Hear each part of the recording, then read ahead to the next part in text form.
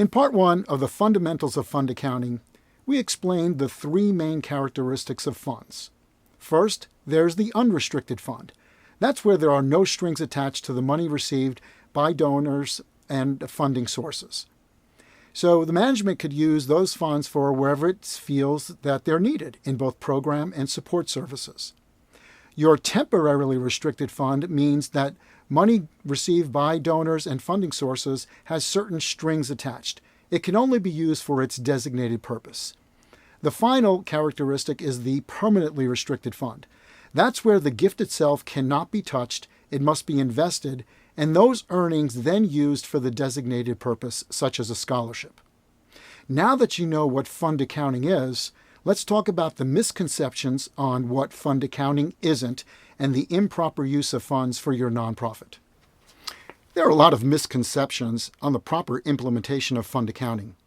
A lot of organizations think that every program, grant, project, little activity that they have needs to be set up as a fund.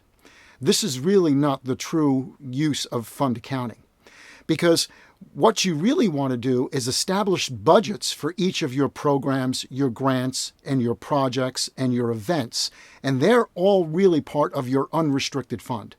Creating too many funds will create an inordinate amount of work for your staff, create a financial statement that it could be very confusing for the public to read, and also creates a misconception as to the proper purpose of your organization. So you really do not need funds for every single program that your organization operates. They should be set up as functional areas within the unrestricted fund. Another common misconception with fund accounting is you have to have separate bank account for each of your funds. This creates a real mess. Typically, an organization will track their fund activity by thinking they need to set up a separate bank account, separate set of receivables, payables for each of their funds.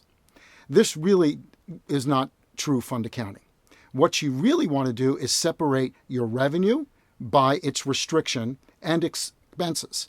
All of your assets, you can have a single bank account, you can have a single payables account, receivables account, all in your general fund. With a proper accounting system that tracks fund activity, you will be able to generate true nonprofit fund accounting reports without segregating all of your assets and liabilities by fund class. So while it's okay to have internal financial statements with multiple funds, more than the three main classes of funds, when you have to generate financial statements for the general public, all of those funds need to be consolidated into your unrestricted, temporarily restricted, and permanently restricted funds.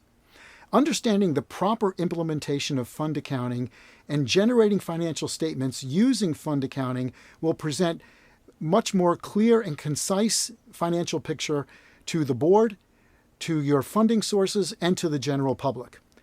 They will understand whether or not your organization is sustainable and whether or not you're fulfilling your mission.